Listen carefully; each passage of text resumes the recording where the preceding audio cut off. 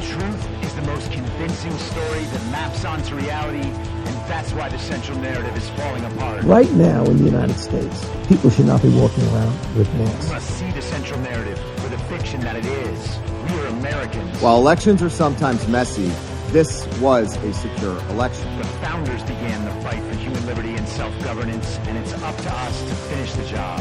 I'll tell you what, we are in a truth emergency right now. This is the end game.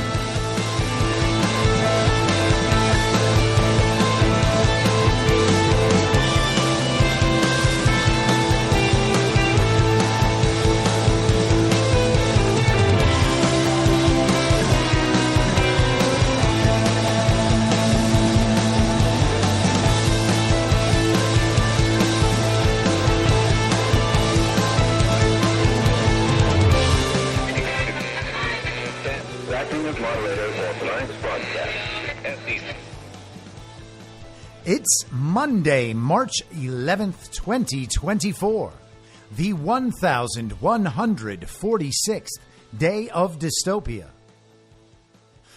I'm your moderator, Chris Paul. Let's be reasonable.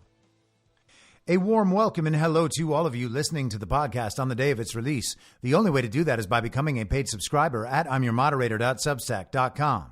You can do so for as little as $50 a year or $5 a month, and in doing so, you will be supporting me, the work I do, and this show as it expands. And if you can't, or you simply don't want to, continue listening to the podcast for free a couple days later on a wide variety of podcast platforms and, of course, Rumble. All I ask is that you share it with your friends. You can find the links to the podcast, the writing, the social media, and the merch site by visiting linktree.com/I'mYourModerator. So March 11th, 2024, 4 years ago, was the day that the very deadly pandemic began in earnest in the United States.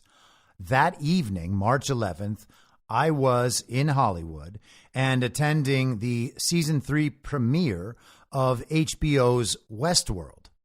I had friends involved in the show, and I arrived with them, waited while they did the red carpet, had conversations about Joe Biden's stutter that I remember vividly now 4 years later. We watched the season 3 premiere episode at the Chinese Theater at Hollywood and Highland. And then we went upstairs to an event space that used to occasionally function as a nightclub, though was never really successful. We headed up there to the event space for the after party. And at these after parties, they'll have an open bar. They will have either a buffet or tray passed food. And all of the industry people get together, the stars of the show, the directors, the producers. They take pictures. The entire thing is a massive commercial event for the launch of the new season of the show. That's what movie premieres and television premieres are. They seem like they're big, glamorous parties.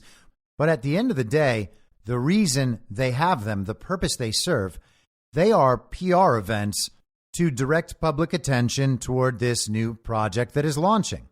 Every now and then, these events can actually be really fun if the cast is young and hip and the production company wants to really do something unique with the event. But most of the time, they're like a business dinner, essentially, for people in the entertainment industry.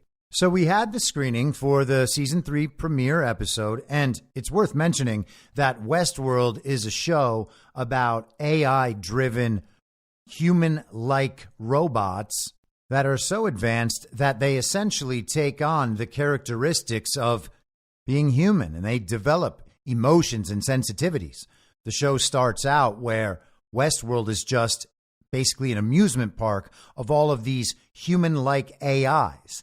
And the people who attend the amusement park, who are wealthy individuals, essentially go there to have sex with these human-like robots or commit violent acts against them. It is basically a land where they can live out all of their fantasies, no matter how depraved, because the only victims of these fantasies would be these human-like robots that, despite their outward appearance and the way they're able to interact, are nonetheless not humans. They don't have souls. They are just these robot AIs. Now, as the series progresses, it wrestles with the moral issues about whether or not humans have a moral duty not to inflict harm on these human-like AI robots because of how it affects them, the humans, and then also how it affects these robots and whether it's possible that they can get to the point where we actually do have a moral responsibility not to harm them. The show eventually decides, well, these AI robots are superior to these humans in every way. And since the humans have now got a moral responsibility to these robots, what we have to actually do is let this advanced superhuman species simply take us over. And I stopped watching at some point in season 3 because the show's bad and pretty much everyone in it is a communist. Now, I just have to say as a caveat, since I did not watch the entire duration of the series, maybe I am not sure how it ended up, but it was headed in a certain direction, and I doubt it turned around. So after the screening, we were on the escalators up to the after party, and this is kind of the time where everybody turns their phones back on. You got a few minutes between the end of the episode and when the glad handing and picture taking begins. And so everybody kind of just silently agrees that this is the time we are all going to check in on our phones and make sure that things are okay on Instagram and Twitter and answer any text messages or whatever else. And so while we're making that escalator trip, everybody is starting to hear that various aspects of our world have begun shutting down. The NBA has canceled its games for the evening. The NHL has canceled its games for the evening. Creepy Tom Hanks has COVID down in Australia with his wife. And everyone's like, oh no, what if Tom Hanks dies? Well, Tom Hanks didn't die. He's still just out there being creepy. And if you're listening to this thinking, wait a second, Tom Hanks is an American legend. He is just a beloved actor of television and film. Well, okay, I get it that you think that, and maybe you'll end up being right. But before you commit to that position, I would suggest looking into all of those creepy pictures he used to post on Instagram with like a lost child sock. There's something very strange going on there. So usually at these after parties, you'll hang out, have some drinks, see some people you haven't seen in a while. Everybody makes small talk. Everyone had a chance to play dress up for the evening. All the agents look how they always look, but all of the actors and directors, the creative people, usually they would just be in casual clothes no matter where they go. But premiere night, it's time for suit and tie and nice dresses and gowns. Everyone's in their look, I'm an adult costumes. But if you're not an agent or a publicist or a manager, someone who's attending premieres for their clients basically all the time, then these are very infrequent affairs. And so it's at least a break from the monotony and you try to have a good time. Usually you hang out for about 2 hours and then everybody goes somewhere else like a bar or something just to continue enjoying the night with their friends. But this one was different. Immediately, once everyone was up in that room, they had all checked their phones. Everyone was hearing about how things were shutting down around the world. And within that first half hour or 45 minutes, you could see that something really had changed. People were not shaking hands. They were doing fist bumps and elbow bumps already.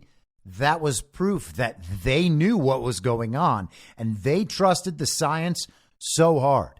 They knew what the science was. Don't touch anybody's hands ever again.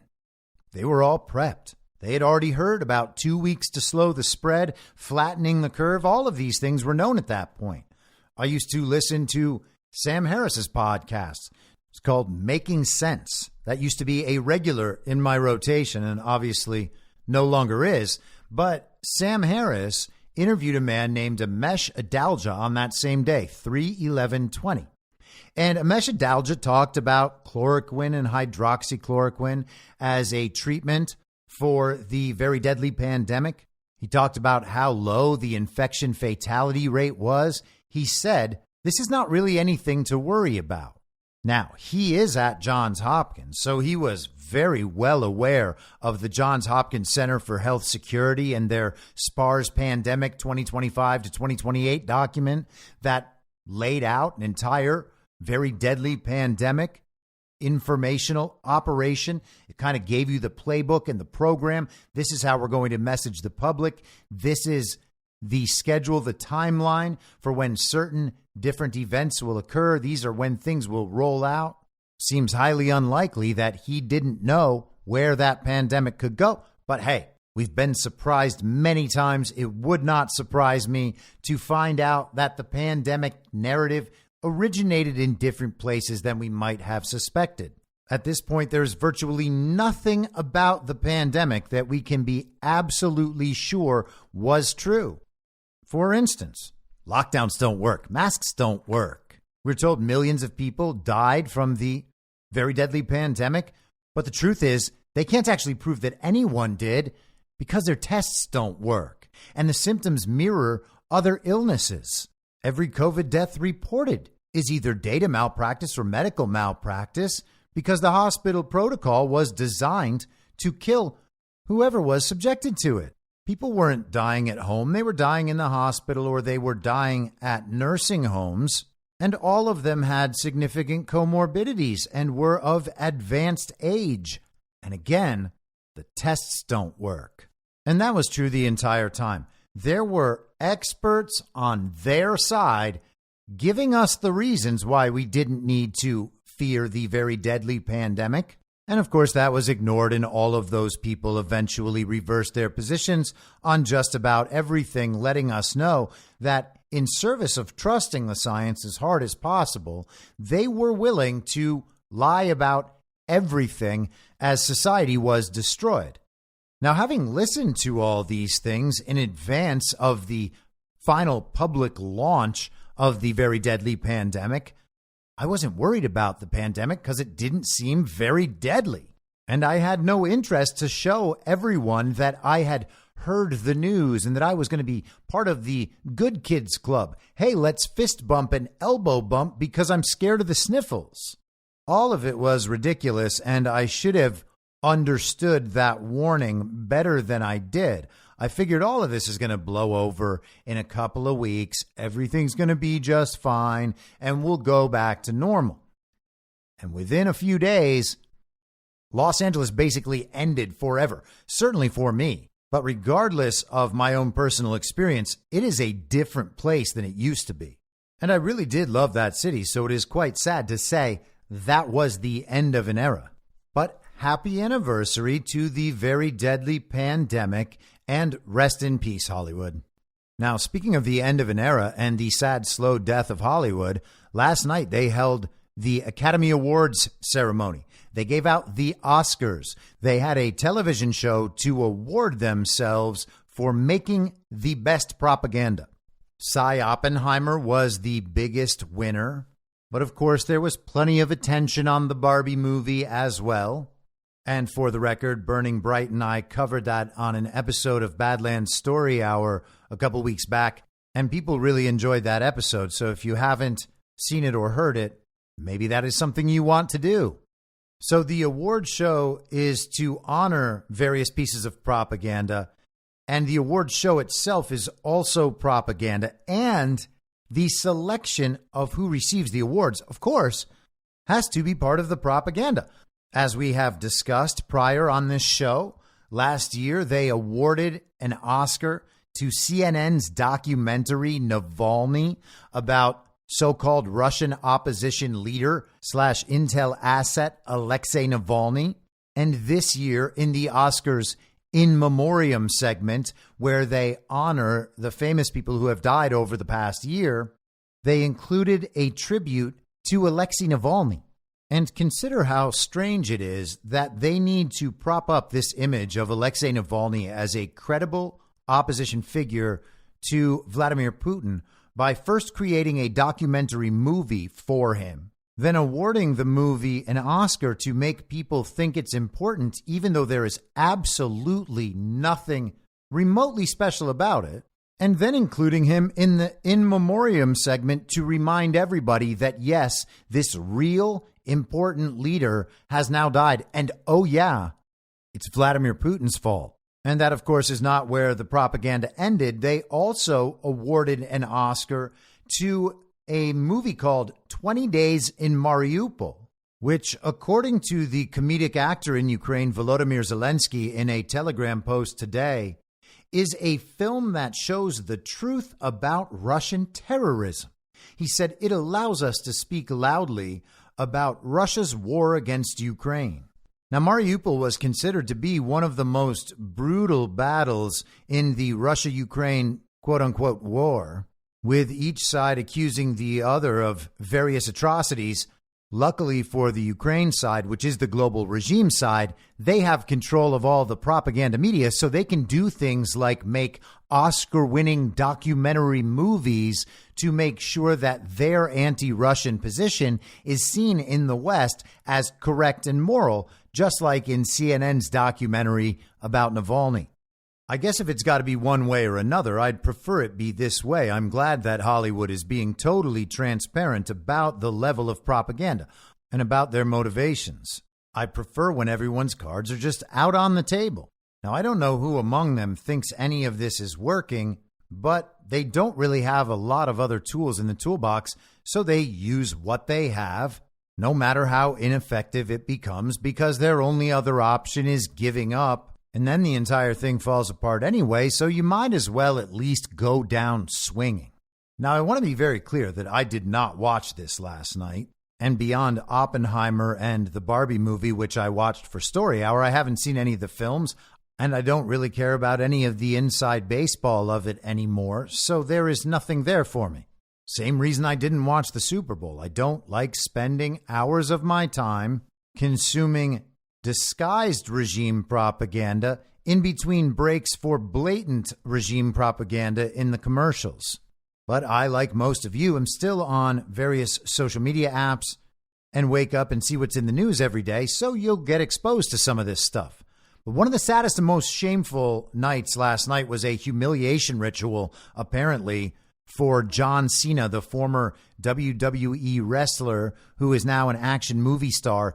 He's like a less interesting, less popular version of The Rock. You might remember a few years ago, he had to record a video of himself apologizing and capitulating to the Chinese Communist Party for some remark he made about Taiwan, if memory serves. But last night, he was forced to participate in a sketch with Jimmy Kimmel, where Jimmy starts joking about how John Cena is supposed to go streaking at the Oscars, like he's going to run across the stage naked.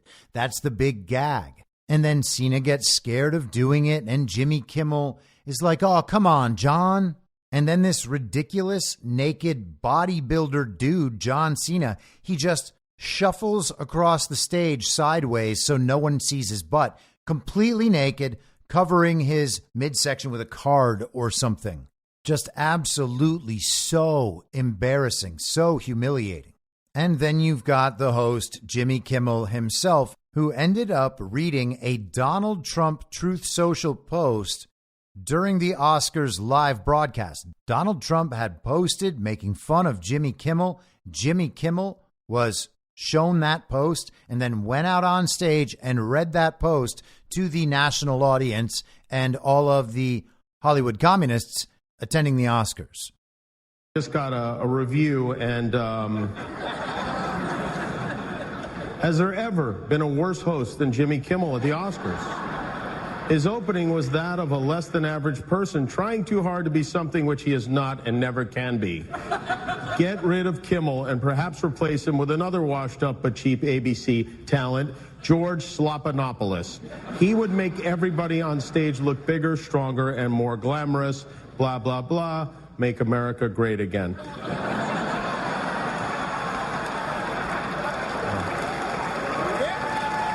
Okay, now, see if you can guess which former president just posted that on Treason.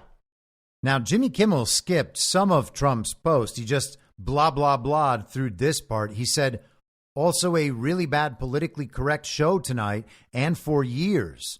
Disjointed, boring, and very unfair. Why don't they just give the Oscars to those that deserve them? Maybe that way their audience and TV ratings will come back from the depths. And then he says, make America great again. Shocking that Jimmy Kimmel didn't want to read that part. So Kimmel said in an interview today with Kelly Ripa that the show was actually running short. The Oscars are famous for running way long. They even started the ceremony this year earlier so that they wouldn't lose primetime viewers on the East Coast, because the show just drags on and on and on past 11 p.m., past midnight, etc. But this time they were actually ahead of schedule. So apparently the producers told Kimmel that he could ad-lib a bit. He said he was going to go out and read Trump's Truth Social post. They encouraged him not to, and by golly, he defied those producers and did it anyway. And maybe he thought that they would be able to mock and shame Trump in front of a national audience.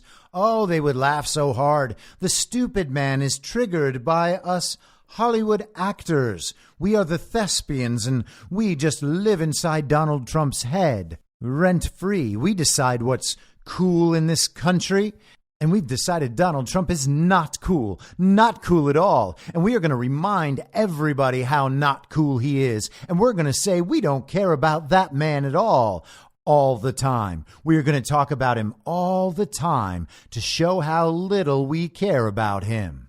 In fact, here's what's going to happen. We are going to make it cool to care about him by showing everyone how much we don't care about him. So it's all right not to care about him at all. But if you really want to show Donald Trump who's boss, what you're going to need to do is get absolutely obsessed with telling everyone else how much you don't care about him. That'll show him. Now, is Jimmy Kimmel fully under control, and did someone force him to do that so that he could look like a fool in front of the nation? I don't know. I guess it's possible. But giving that answer to every question isn't very enlightening. And if you believe that's the case, then it's time to move on to the moral questions about the morality of putting a years-long stage play on in front of an entire nation to trick them in one way or another. But let's ignore that interpretation for now and assume that Jimmy Kimmel is who people believe that he is, and that Kimmel thought he could score some points on Donald Trump and make Donald Trump look like a fool. Well, imagine you are at home watching the Oscars, and you're not just a Hollywood-obsessed degenerate communist. Well, your experience was changed quite a lot by that moment. All of a sudden, you are hearing Donald Trump mock what you're watching, and the host, who is supposed to be kind of shepherding you through this entertainment experience, Jimmy Kimmel, basically said the words about himself that many of the people watching the whole affair we're probably already thinking, that doesn't make Jimmy Kimmel look good. That reminds them, oh yeah, this actually does kind of suck. And I gotta say, I kind of agree with Donald Trump. Now, it's probably not hard to understand that MAGA wasn't watching the Oscars last night, but the standard issue villagers out there on the uniparty right and the uniparty left, all those people who are obsessed with pop culture and will tell you that politically they are centrists, like all the smart people. Well, they and the show they're watching just got mocked by Donald Trump, and there has to be a part of them that thinks, yeah, Trump is probably right. The media, of course, is all very happy about this. They are trying to claim that Jimmy Kimmel called out Trump. Kimmel said, following the clip you just heard, well, thank you, President Trump. Thank you for watching. I'm surprised you're still... Isn't it past your jail time? Oh, it's so clever. Just like saying, isn't it past your bedtime, but jail, because Trump's going to jail. You get it? They're sending him to jail in order to defend democracy. Jimmy Kimmel also did an interview with CNN, and he said, one of the most fun parts of my job is knowing that he hates being made fun of and making fun of him. This being Donald Trump. And oh, yes, Donald Trump, I am sure, is at Mar-a-Lago crying over Jimmy Kimmel jokes. Kimmel went on, and then every once in a while, he reminds us that he hates it, and he gets mad. So I love that. I take some pleasure in it. Well, hey, Jimmy, we take some pleasure in it, too, because you just read Donald Trump's words making fun of you to a national audience, and then you went and advertised Truth Social. Thank you, Jimmy. And the media spent years trying to make fun of Truth Social as well. At many points, they've tried to claim that it's a failure. It's not a perfect app, but it's been improving consistently for the now 2 years since its beta launch in late February of 2022. It was never going to just launch and then take the social media world by storm. The technology isn't capable of that. And it was never the intent. It was supposed to be an outpost for free speech, and it has stood as that for the last 2 years. Last week, Donald Trump used Truth Social to respond in real time to the fake president's fake State of the Union on Thursday night. And so many people went to Truth Social at the beginning of the fake president's fake State of the Union that the app was kind of crashing here and there. It wasn't able to service all of the traffic. And I'm sure that probably annoyed the app developers, but for everyone else, it's kind of a very obvious sign that there is heavy demand for this app because Donald Trump is responding. It's its own kind of real-world proof of popularity. And it comes at a great time because the merger of DWAC and TMTG will be coming next Friday, the 22nd. And that could, by the way, net Trump about $4 billion. So thank you, Jimmy Kimmel, for helping to make Truth Social a household name by talking about the app at the Oscars. Now, before we leave the subject of Hollywood completely, there was another Hollywood-oriented clown show over the weekend, and it was on the set of Real Time with Bill Maher. Actor Robert De Niro stopped by and said this. Nothing at all, nothing redeemable in him.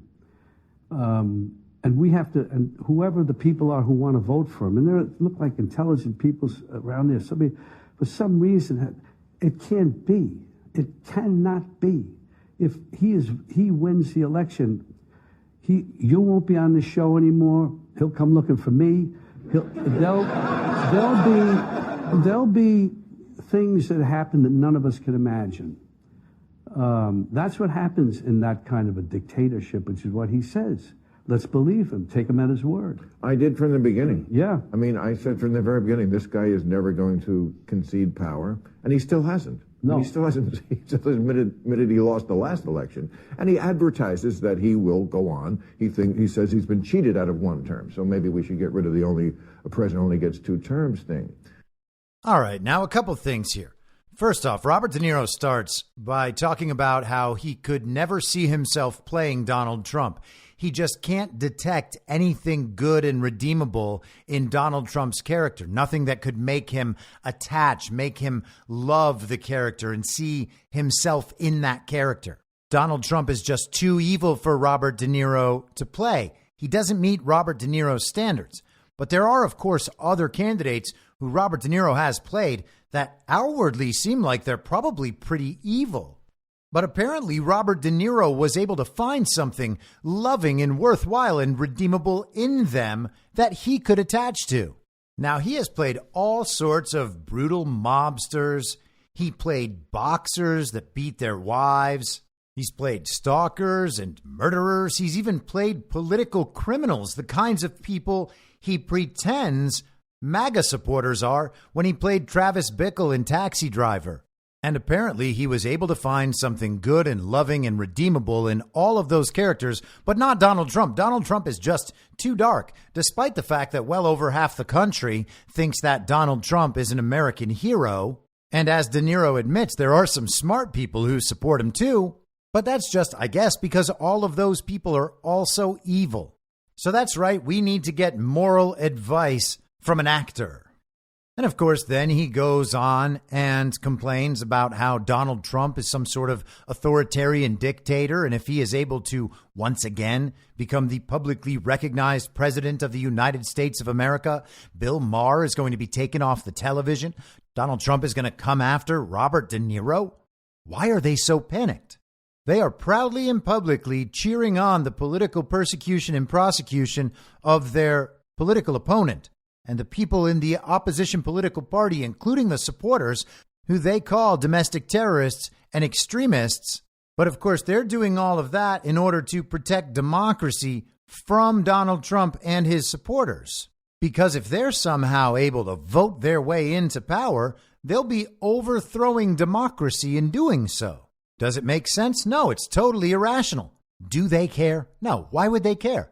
They have control, they think, over the means of information. They always have had that control. They're always able to push whatever idea, whatever agenda they want. And ultimately, everyone's just going to have to accept it because they're going to be told that everyone believes this thing and only bad people believe the other thing. So unless you want to be called a bad person by us, you're going to have to believe what we believe. It always worked, but it doesn't work anymore. And you got to wonder if that's why they're panicking.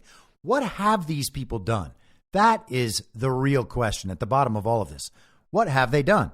Now, it's possible that they are just worried about their reputation. This could be entirely ego. This could be a calculation about their standing within the party of false decorum. They are going to lose so much status that it will be like they have done decades of their life for absolutely nothing. It turns out that achieving fame and fortune based on propaganda and fiat currency wasn't all it was cracked up to be. It could just be snatched from you if all of a sudden the people who had empowered you are no longer in power. Whoops, I guess, huh, Hollywood? So there is that. Maybe all the hard work they have put in will go to absolutely nothing. When you are playing a reputation game within the party of false decorum, that is everything. That is your life's work, establishing your reputation, establishing yourself as one of the prominent, most revered actors in American cinematic history, as Robert De Niro did do. And now he's destroying all of that on his own. If he had just shut up 10 years ago, he would not have any of these problems. He would just have a nice career. But of course, that wasn't an option because he works for the propaganda industry and he has to participate in the propaganda or else he becomes a non-entity. And if he actually does have corruption or compromise in his past, well, they can bring all of that to the public light. And there goes De Niro's career and De Niro's reputation. So you either lose your reputation through a public takedown if you refuse to go along with the agenda, or you participate, hope for the best, and end up losing your reputation when it all goes wrong.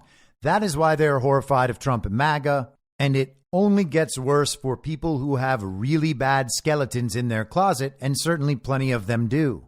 Now, Bill Maher's reaction is very curious because he first suggests that Trump would never give up power. Bill Maher has been predicting this for years and years.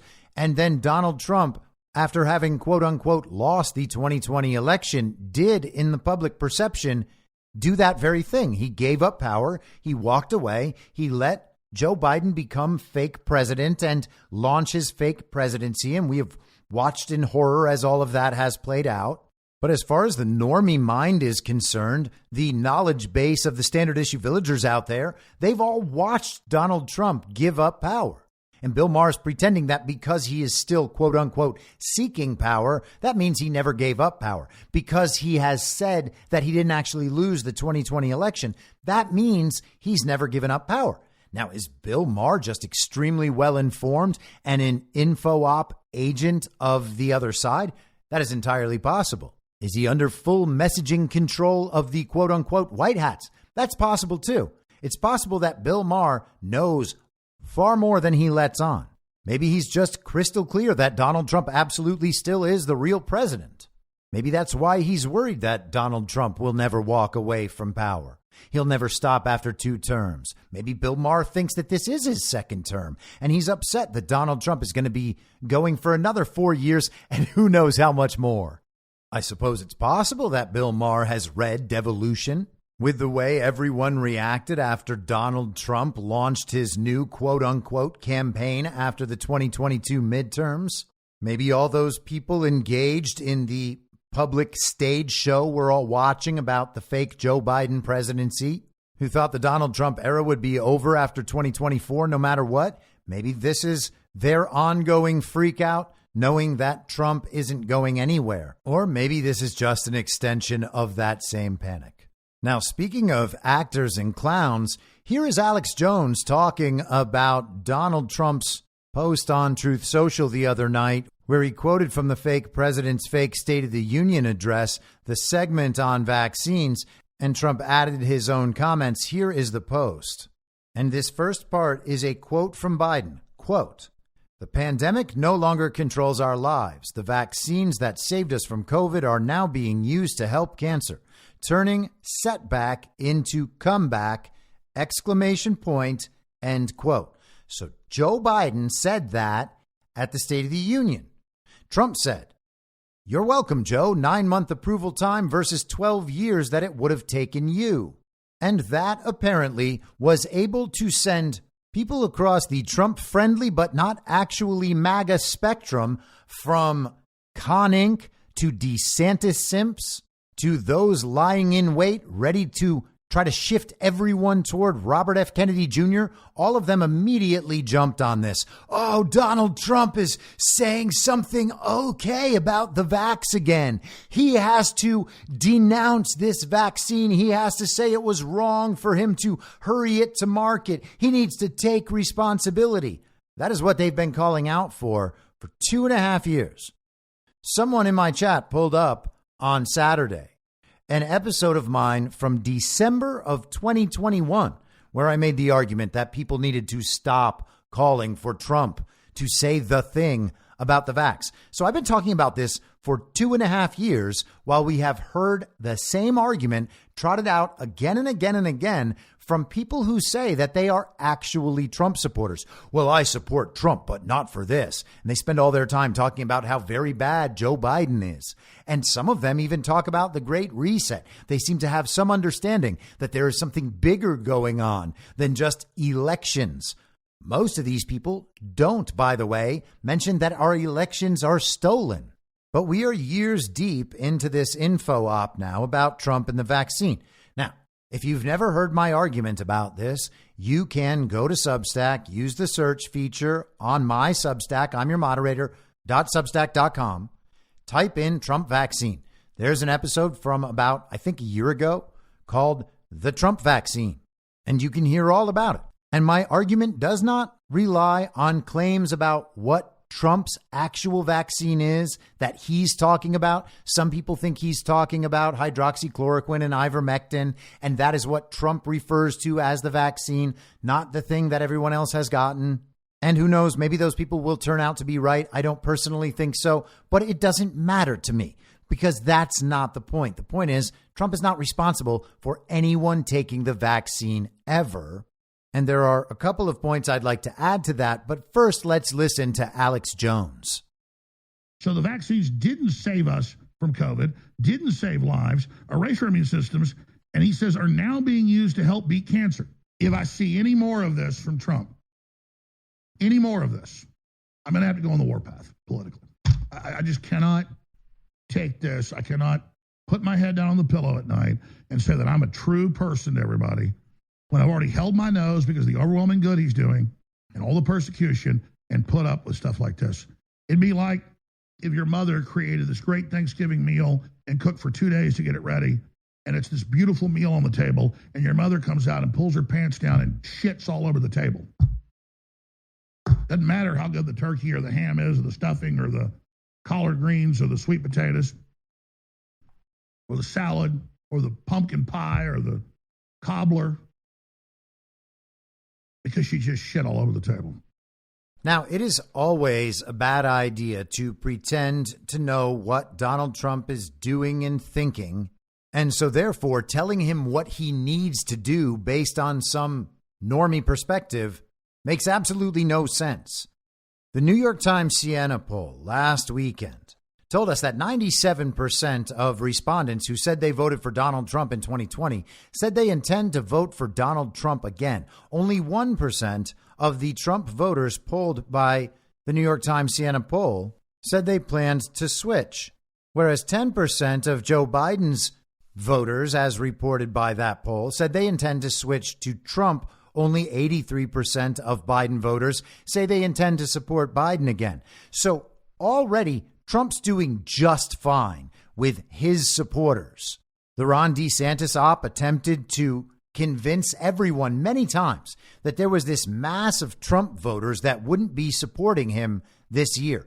Trump has just gone too far between the insurrection and his support of the vaccines and his inability to move past the 2020 election, blah, blah, blah. That's what we were told for months and months and months. It's never been true.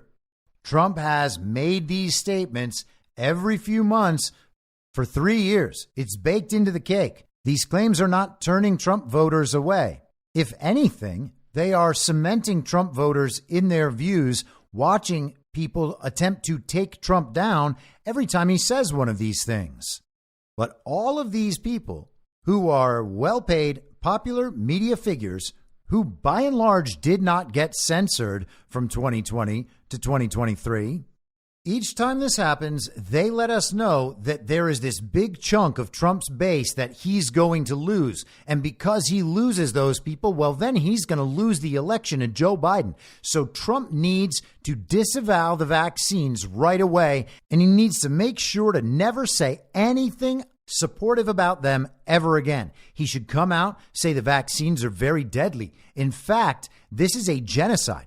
Trump needs to take responsibility. He needs to come out and say that he is part of this genocide, despite the fact that he didn't make the vaccine and didn't make anyone take the vaccine. He has said occasionally that he thinks you should get it if you think you need it, but he would never mandate it. And that right there should be the absolute end of the story. He is not responsible for anyone taking it. People had their reasons. If they were motivated enough by those reasons and then thought it was okay because Donald Trump said it was okay, well, all right. I guess there might be some people out there who really believe that Donald Trump had the final say in their personal medical choice. But if that's true, those people still have only themselves to blame. Donald Trump is not responsible for anyone taking that vaccine, period. People did not take that vaccine because they listened to Donald Trump, and the argument falls apart on its face. Because in order to have taken that vaccine, you would have to believe that the very deadly pandemic was actually very deadly and very scary, which would mean that you didn't listen to Donald Trump. And you would have to believe that you had no treatment or therapy alternatives other than that vaccine, which would mean you did not listen to Donald Trump.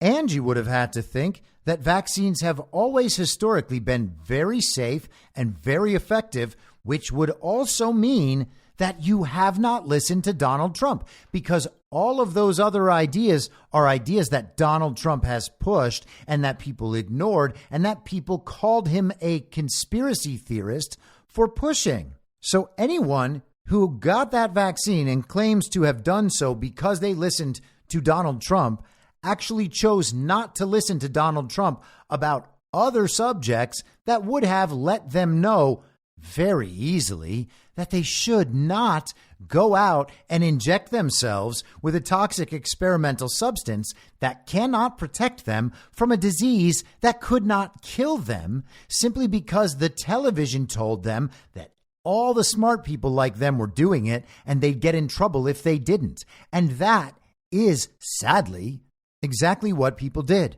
If they were people who listened to Donald Trump and heeded his advice at every turn, there is no way they would have gotten that vaccine, because Donald Trump spent a long time letting them all know all the reasons why they never should and don't need it. And beyond that, the fact that he had mentioned therapies so many times, that should have made it impossible for the vaccine to be released with an emergency use authorization. So Trump actually took care of that too, except the regulatory agencies overrode Donald Trump. They granted the emergency use authorization regardless, because they had already stopped the use of ivermectin and hydroxychloroquine and other treatments, saying that they were actually dangerous in order to make sure no other treatments would be available. No one out there got the vaccine because Donald Trump told them to. No one out there got the vaccine because they listened to Donald Trump and do whatever he says. It is not even logically possible for that to be true. But nonetheless, we have these supposed conservative media figures pushing the idea that Donald Trump, because of these comments, somehow was involved in this genocide and he has to take responsibility for it. And the people making these claims are the same people out there saying nothing is more important than making sure that Biden does not win re-election. Of course, most of these people are the people in Con Inc. Adjacent media who pretended that Joe Biden actually won in 2020 and is a real legitimate president. These are the people who empowered Joe Biden to have this role as fake president in the first place. They're not Joe Biden's enemies. They are the controlled opposition. They are saying that Donald Trump was essentially involved in genocide, and until he takes responsibility for it, they just can't vote for him. And this idea is crazy. This is how you can know it's dishonest. These people don't mean it. It's because it's totally nonsensical. They are saying Donald Trump is responsible for a genocide that he's not actually responsible for. And until he admits that he's responsible for genocide, they can't vote for him. But once he does admit that he is responsible for genocide, then they will accept his apology and vote for him, despite the fact that he admits he committed genocide. That is what these people are saying. It is totally incoherent. And it eventually becomes obvious that these people just don't want to publicly support Donald Trump. They want to portray themselves as wiser, more informed, more insightful, more honest. They're going to tell Donald Trump what he must do in order to win their support, despite the fact that he doesn't need their support. These people have not really been supportive the entire time. Most of them have accepted, as I said, the usurpation of this country. They just took it and moved on because of who Donald Trump was. And now they're saying that they're going to withhold their support for Donald Trump unless he goes ahead and takes responsibility for a genocide he's got nothing to do with. And what do they do at that point? Do they actually vote for him? No, they probably don't. They say, yeah, well, Donald Trump finally admitted it and he finally apologized, but it's just too much. And his apology, it wasn't enough. And I really need to vote for someone who I can trust on the issue of vaccine genocide. And that is Robert F. Kennedy Jr. And hey, I'm not an RFK Jr. hater. I understand he has some totally unpalatable liberal political positions, but he does want to take down the deep state. He does want to rein in pharma. He does want to rein in the intelligence community. So you can't be entirely mad at him. I have theorized on this podcast before that Robert F. Kennedy Jr. with the Democrat Party is playing a role very similar to Donald Trump's role with the Republican Party back in 2015 and 2016. It remains to be seen what his ultimate effect is. I have suggested before that maybe Robert F. Kennedy Jr. would make an interesting other side of a unity ticket, becoming Donald Trump's vice president, maybe under the old original constitutional rules, and together they both pursue the deep state. I have suggested before that maybe RFK Jr. is appointed with his own particular role to go after the intelligence community. I don't know how it will wind up. I don't love RFK Jr. I don't hate RFK Jr. He's just a guy. It is all information among other information. He seems to be an important character. Therefore, we watch him. But I can absolutely see an info op dedicated to supporting Robert F. Kennedy Jr. in spinning off parts of MAGA, parts of Donald Trump's base of support toward RFK Jr. based on this very vaccine issue. If I'm right about that, then we will see them pursue all the same strategies as the Ron DeSantis op pursued. It will be like Ron Part 2. And just as we leave open the possibility that Ron DeSantis himself is some sort of kayfabe operation meant to draw out people disguising themselves as MAGA, but really representing Con Inc. donors, whatever, the same can be true for Robert F. Kennedy Jr. He could be doing something very similar, drawing out a different group of people with different political priorities, all of it ultimately serving to help Donald Trump and the America First movement. Or it could be the real thing. Either way, it's worth keeping an eye on. Now, I know a lot of people really like Alex Jones, and other people think that Alex Jones is obviously an intelligence asset and just running an info op. I think there's probably elements of truth to that, but I'm not sure what to make of him. I don't play black hat versus white hat on absolutely everybody and try to figure that out. Alex Jones is presenting me with information, among other information. The surface level interpretation is that Alex Jones is either a moron or running some kind of info op. The most obvious surface level interpretation is that Alex Jones knows what he's talking about, is running an info op, and that it is anti-Trump. But is the net effect anti-Trump? No, it won't be. And so it's totally possible that Alex Jones is participating in an info op designed to help Trump, but that's not the surface level view. It's possible maybe Alex Jones is just a wonderful man. I don't know the guy.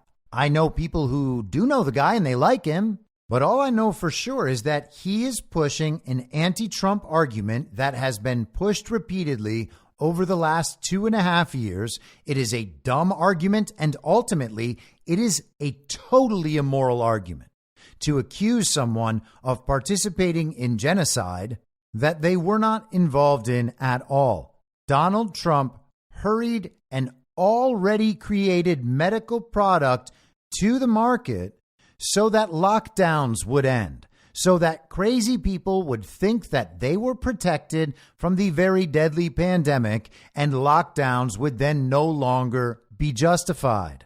The lockdowns were the deadliest part of the very deadly pandemic by far. The entire purpose of those lockdowns was voided by the presence of the vaccine in the public understanding. That would not have happened without Donald Trump, and that is why he focuses on the 9 months versus 12 years. And that is what we were supposed to have. Intermittent lockdowns for 12 years. You've heard about climate lockdowns. Then they get your vaccine digital passport, which was part of the COVID narrative. And that has your social credit score, your digital currency. It has everything on it. They track you fully all the time. They can decide where you're allowed to go all the time, where you're allowed to shop, whether or not you're allowed to turn on your electric car, and where you're allowed to go.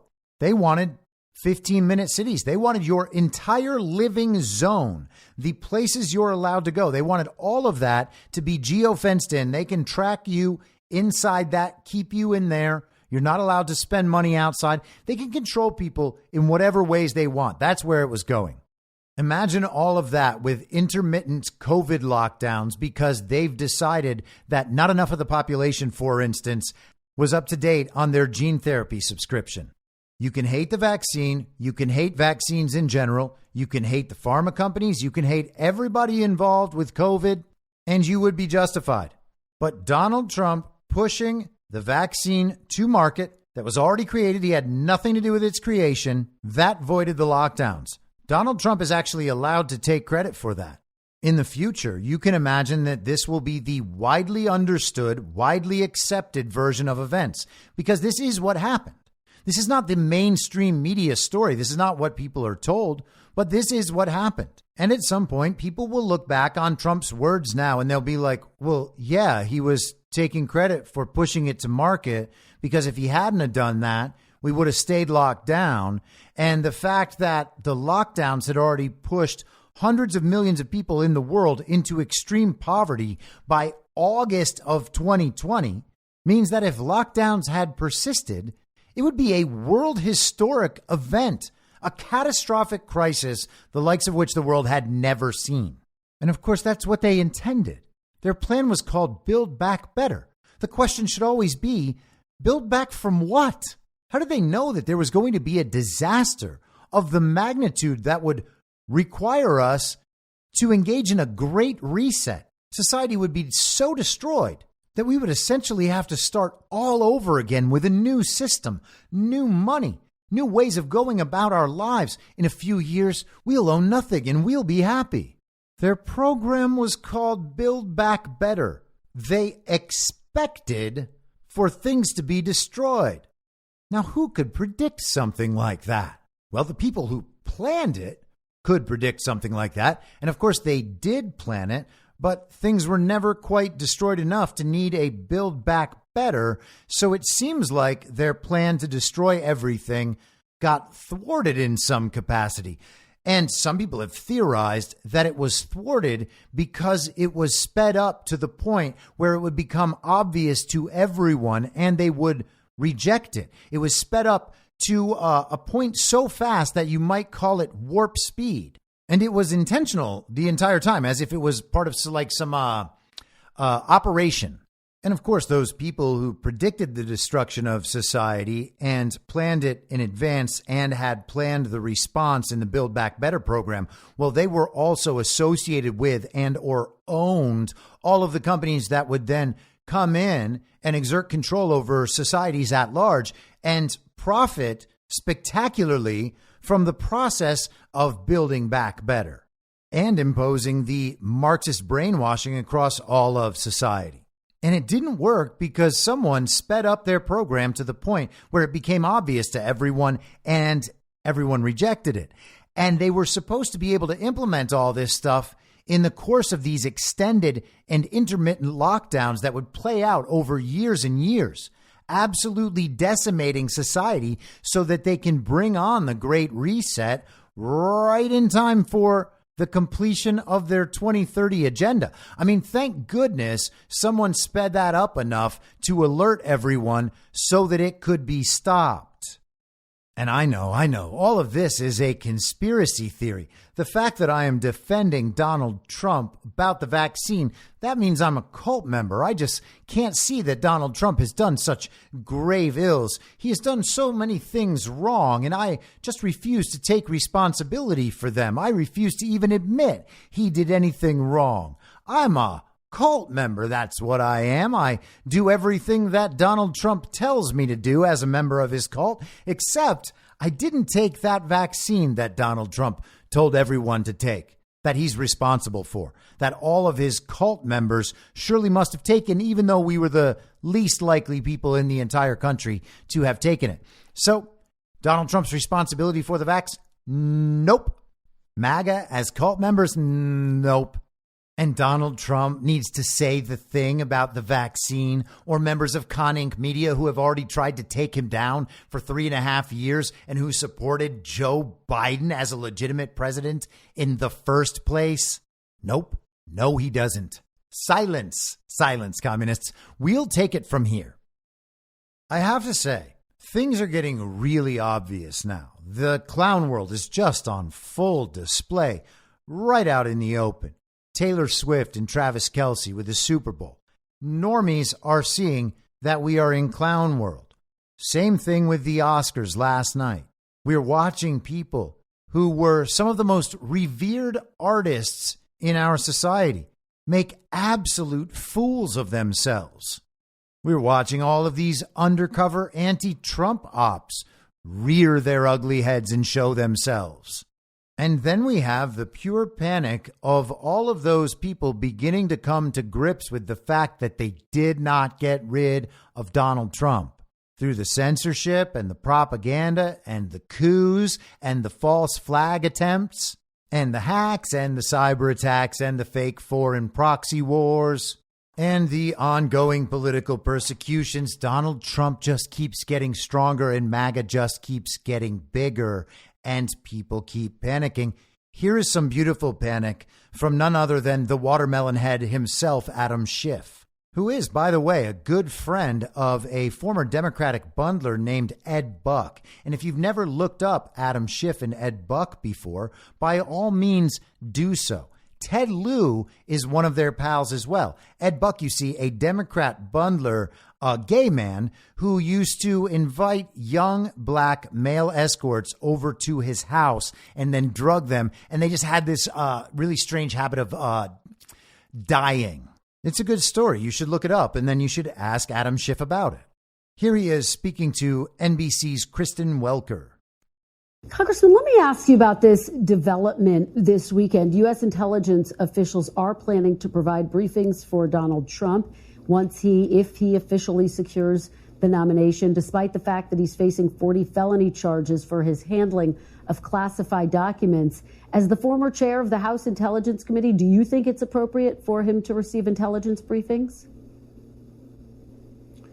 Well, that is the practice, but we've never had a situation where one of the candidates for president has been so criminally negligent when it comes to handling, if not worse, when it comes to handling classified information. So I have to hope, and knowing the intelligence community as I do, that they will dumb down the briefing for Donald Trump. That is, they will give him no more information than absolutely necessary, nothing that would reveal sources or methods, because we can't trust that he will do the right thing with that information. He's been so reckless.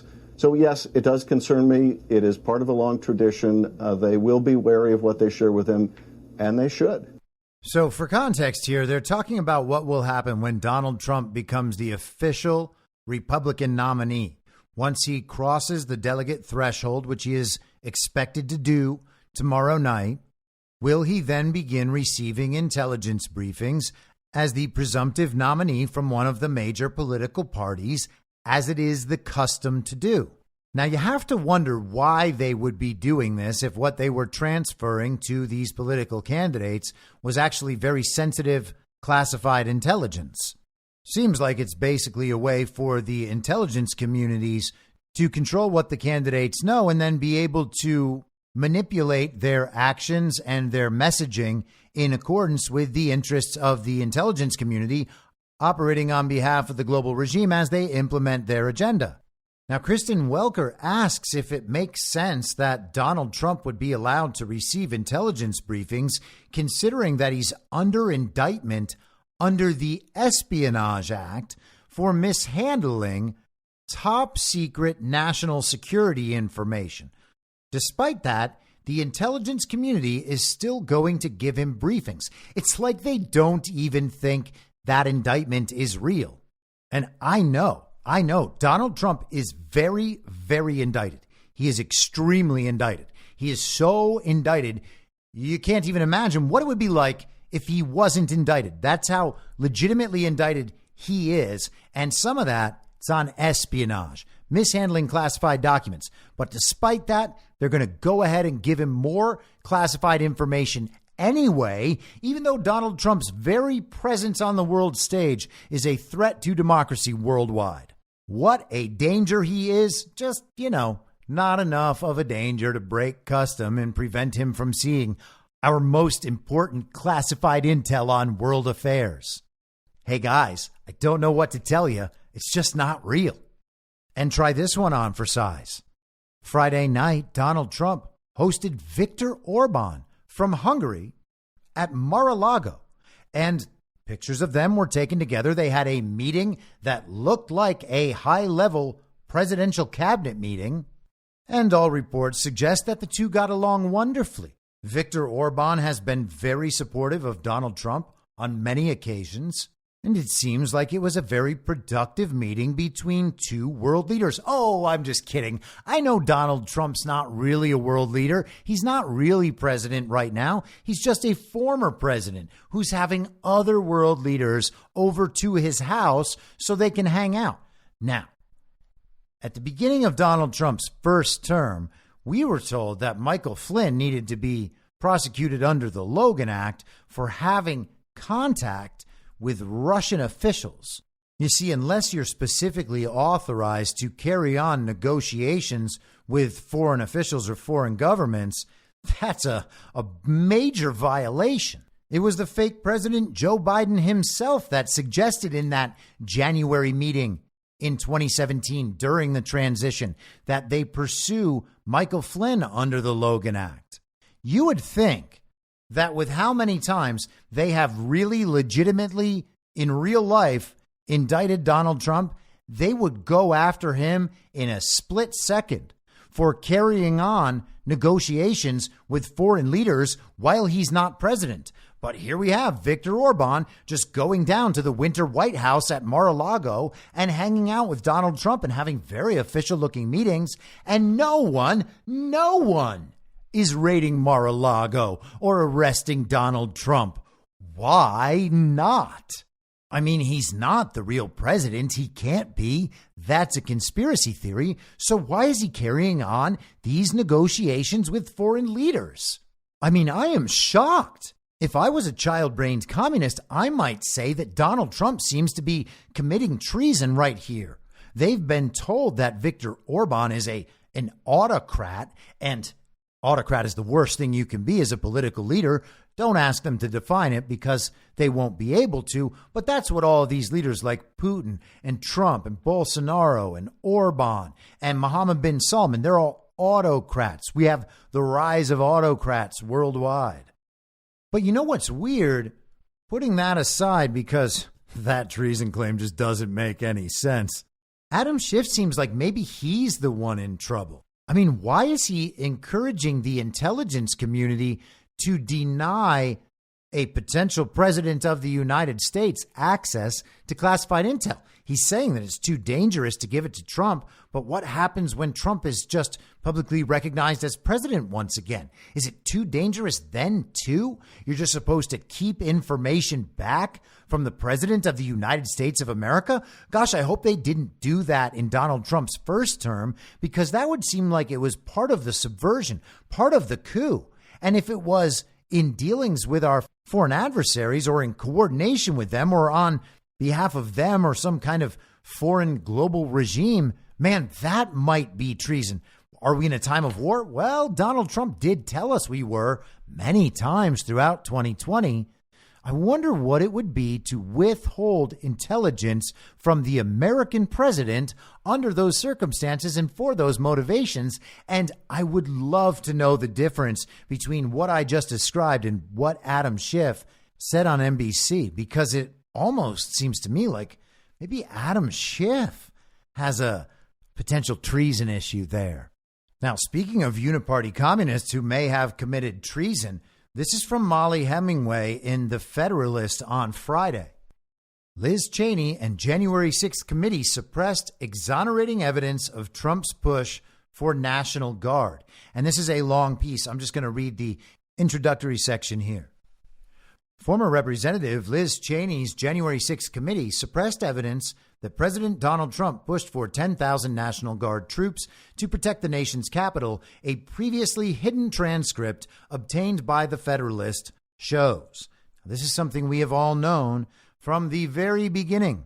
Kash Patel has said this countless times. This is a rerun, but it is a nice enhancement for this particular cycle.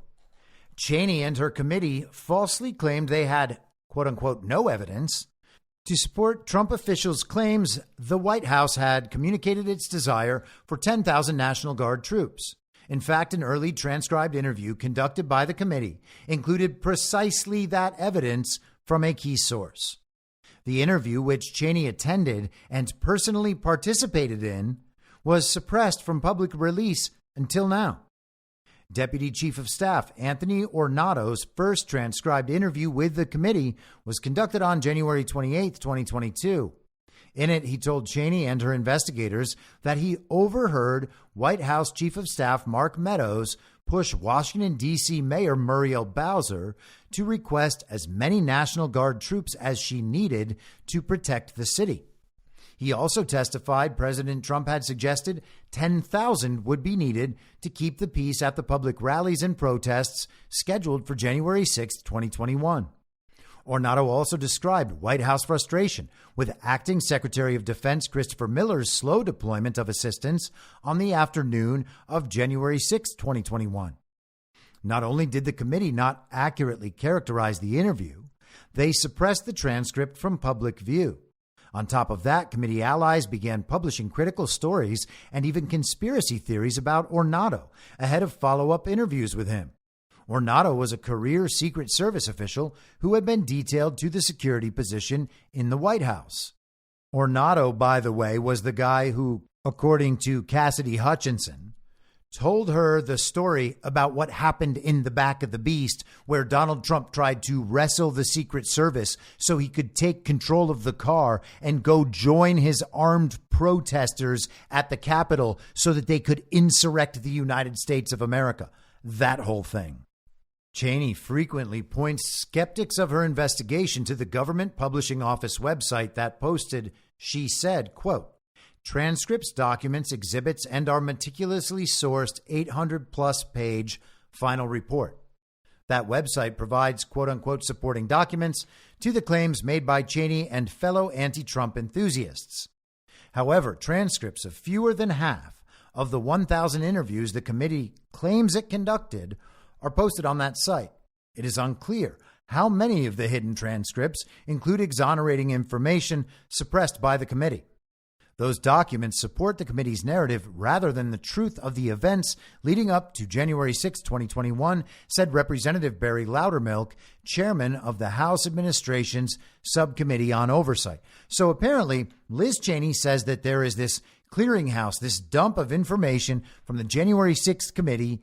The general public can go there and find transcripts, find all their quote unquote evidence so that they can review all the information for themselves, except it's actually missing most of that evidence, and it is assumed any of the evidence that might disagree with the public agenda and narrative of the January 6th sham committee.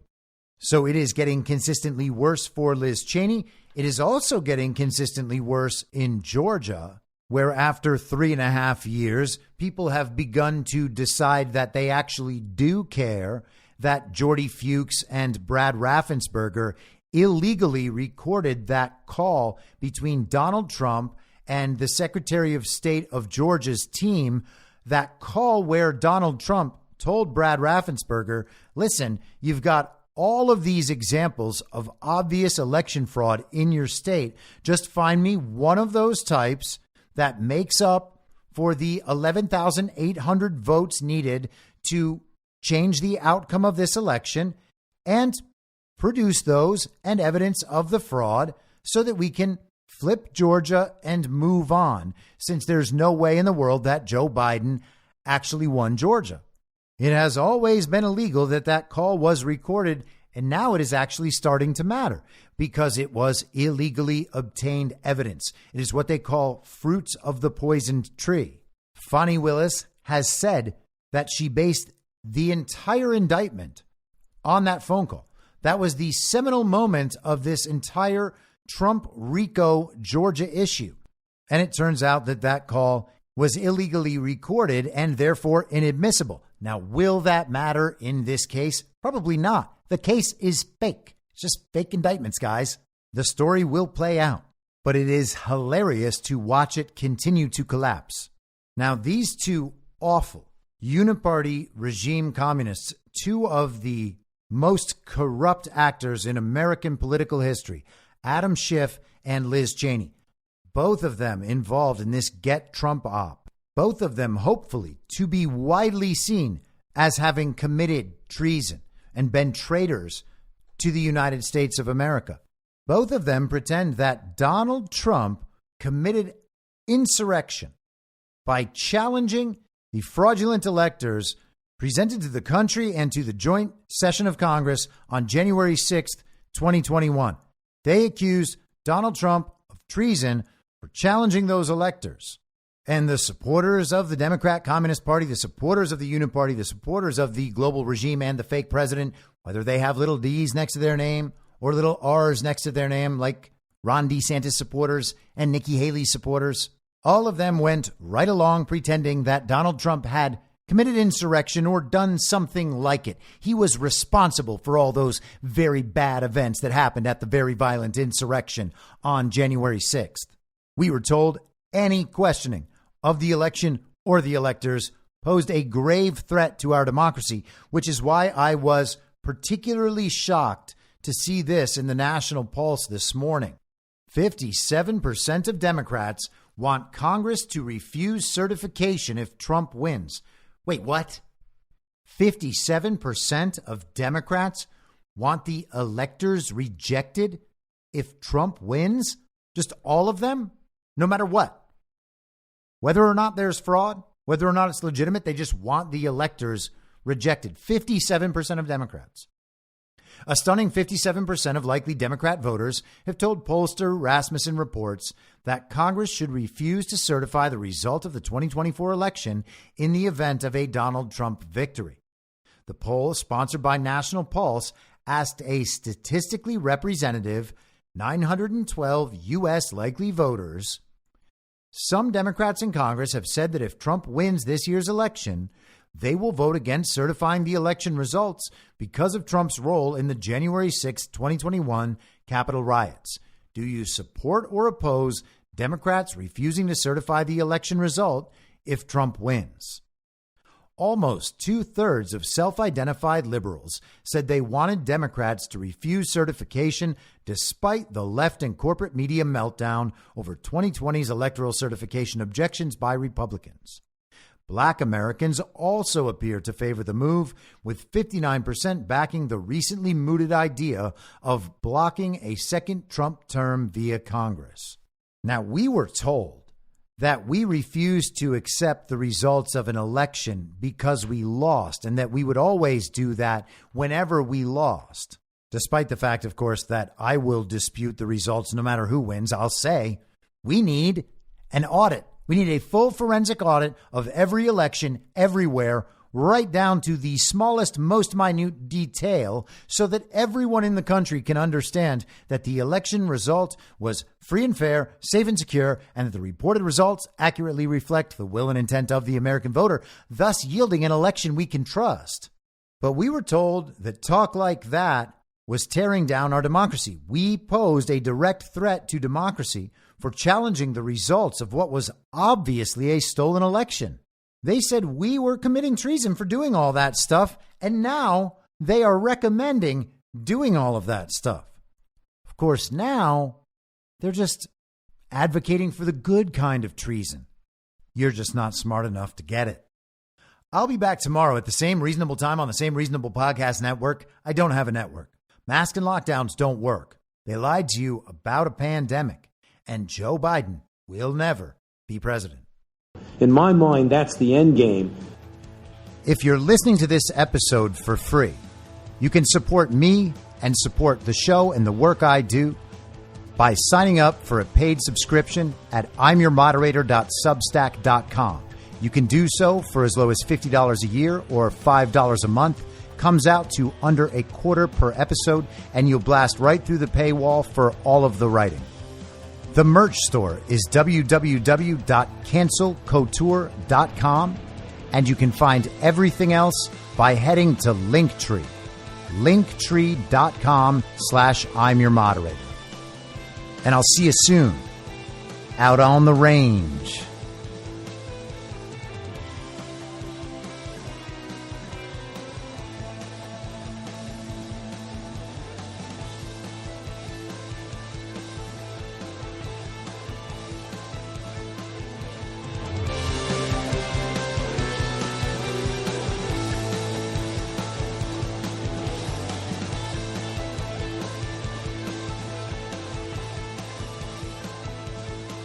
It's